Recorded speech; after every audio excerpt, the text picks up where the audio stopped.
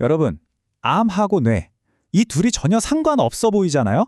그런데 만약에 이 두 세계가 사실은 아무도 모르는 비밀 통로로 연결돼 있다면 어떨 것 같아요? 오늘 이 시간에는요, 암세포가 어떻게 우리 신경계를 해킹해서 살아남는지 그 놀라운 전략을 한번 파헤쳐 볼 건데요. 특히 췌장암 사례를 중심으로 이 암 신경과학이라는 최신 분야를 깊숙이 들여다보겠습니다. 자, 이 모든 이야기의 시작은요, 사실 한 가지 되게 미스테리한 질문에서 출발해요. 왜 유독 많은 췌장암 환자들이 암 진단을 받기도 전, 그러니까 몇 달 전부터 갑자기 심각한 우울증을 겪는 걸까요?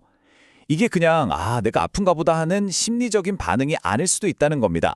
어쩌면 종양이 뇌에 직접 보내는 일종의 생물학적인 조기 경보일지도 모른다는 거죠. 바로 이 지점에서 뇌와 가장 치명적인 암 사이에 그 숨겨진 연결고리가 서서히 모습을 드러내기 시작합니다. 최근 암 연구 분야에서요, 기존의 관점을 완전히 뒤흔드는 발견이 있었어요. 우리는 지금까지 신경계를 그냥 암세포한테 공격당하고 파괴되는, 뭐랄까, 힘없는 피해자 정도로만 생각했거든요. 근데 진실은 완전히 달랐습니다. 신경계는요, 종양이 자라나는 모든 단계에 아주 적극적으로 개입하는 핵심 공범자였던 거예요.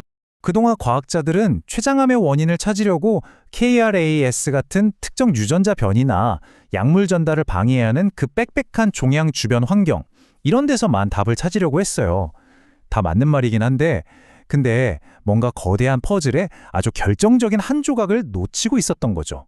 그게 바로 우리 몸 전체의 통신망이라고 할 수 있는 신경계였습니다. 바로 이런 배경에서 암 신경과학이라는 아주 혁신적인 분야가 등장한 겁니다.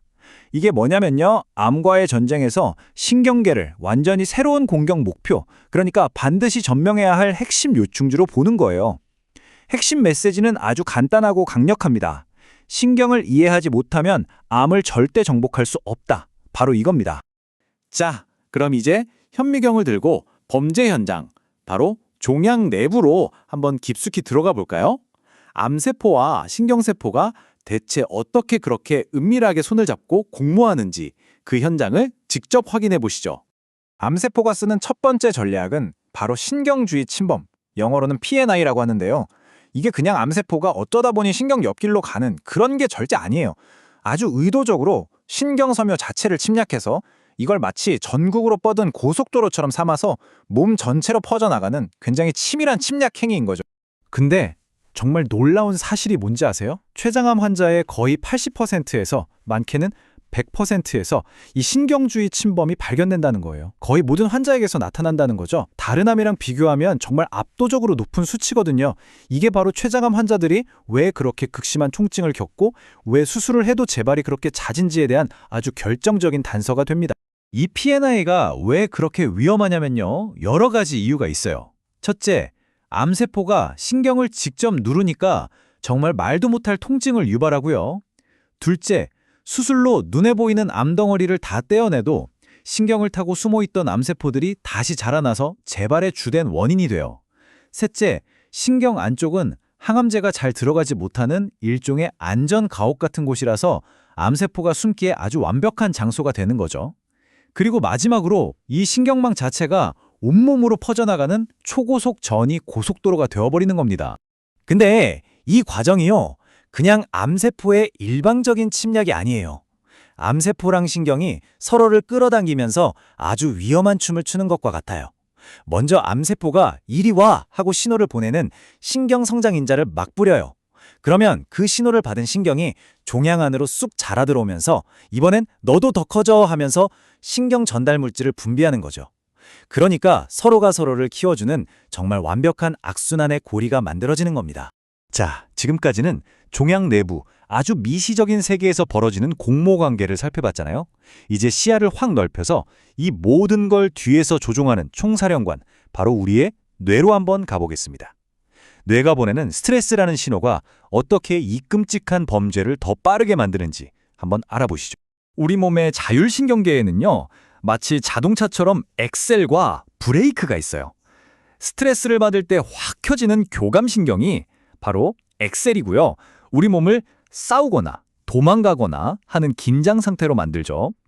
반대로 부교감신경은 브레이크처럼 몸을 편안하게 쉬게 하는 휴식과 소화 모드를 담당합니다. 그런데 암과의 관계에서는 이 둘이 완전히 정반대의 역할을 해요. 그러니까 우리가 평소에 느끼는 만성적인 스트레스가 그냥 기분 나쁘고 끝나는 감정의 문제가 아니라는 거예요. 뇌에서 시작된 이 스트레스 신호는 교감신경이라는 고속도로를 타고 췌장암 세포에 직접 전달되는 아주 명백한 생물학적인 성장 촉진 명령이나 다름없습니다. 우리가 왜 스트레스 관리를 해야 하는지 정말 중요한 이유가 바로 여기에 있는 거죠. 그럼 이 엑셀은 정확히 어떻게 작동하는 걸까요? 자, 우리가 스트레스를 받으면 교감신경 끝에서 노르에피네프린이라는 스트레스 호르몬이 나와요. 이 호르몬이 암세포 표면에 있는 특정 수용체에 마치 열쇠가 자물쇠에 딱 들어맞듯이 결합하는 순간 암세포 안에서는 주변으로 파고드는 침투력을 높이고 영양분을 공급받기 위해 새로운 혈관을 만드는 그런 성장 프로그램이 완전히 풀가동되는 겁니다. 자, 지금부터 말씀드릴 내용은요. 어쩌면 이 암신경과학 분야에서 가장 획기적이면서도 진짜 충격적인 발견일지도 모릅니다. 그건 바로 신경과 암세포 사이에 우리가 생각했던 것보다 훨씬 더 직접적이고 은밀한 연결 통로가 존재한다는 사실이에요. 이건 그냥 멀리서 신호를 주고받는 수준이 아니에요. 비유하자면 마치 컴퓨터에 인터넷선을 직접 꽂아서 네트워크에 연결하는 것처럼 암세포가 아예 신경계에 물리적으로 플러그인돼서 직접 명령을 받는 구조가 발견된 겁니다. 이건 정말 과학계에서는 상상조차 못했던 일이었어요. 과학자들은 이 기가 막힌 직접 연결을 가짜 시냅스라고 불러요. 작동 방식이 놀라울 정도로 정교한데요. 먼저 췌장암 세포가 정상 세포에는 거의 없는 GRINTT라는 특별한 안테나를 자기 몸에 잔뜩 만들어요. 그리고 바로 옆에 딱 붙어있는 신경이 글루타메이트라는 신호물질을 쫙 뿌립니다. 그럼 이 신호가 안테나에 닿는 순간 암세포 안으로 칼슘 이온이 마치 폭포수처럼 쏟아져 들어와요. 이 칼슘 파동이야말로 공격적인 성장을 명령하는 최종 스위치인 셈이죠. 이건 뭐 완벽한 해킹이라고밖에 할 수 없어요. 자, 그렇다면 우리는 이 암세포의 교활한 통신망을 그냥 속수무책으로 지켜봐야만 하는 걸까요? 다행히도 그렇지는 않습니다. 적의 전략을 알면 약점도 보이는 법이잖아요. 이 새로운 발견들은 암의 통신망 자체를 끊어버릴 수 있는 아주 강력한 새로운 치료 전략으로 이어지고 있습니다. 근데 정말 흥미로운 건요. 이 새로운 치료 전략들이 아주 놀랍게도 전혀 다른 병을 치료하던 기존 약물들에서 그 가능성을 찾고 있다는 거예요.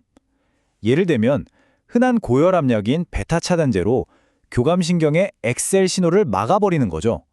또 알츠하이머 치료제로 쓰이던 약물로는 아까 말씀드린 가짜 시냅스의 성장 신호를 차단할 수 있고요.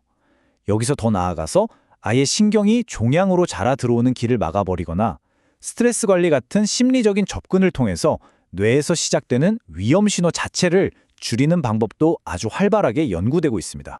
오늘 우리는 암세포가 어떻게 우리 신경계를 교묘하게 해킹해서 살아남는지 그 놀라운 전략들을 살펴봤습니다. 그리고 마지막으로 여러분께 이 질문을 한번 던져보고 싶어요.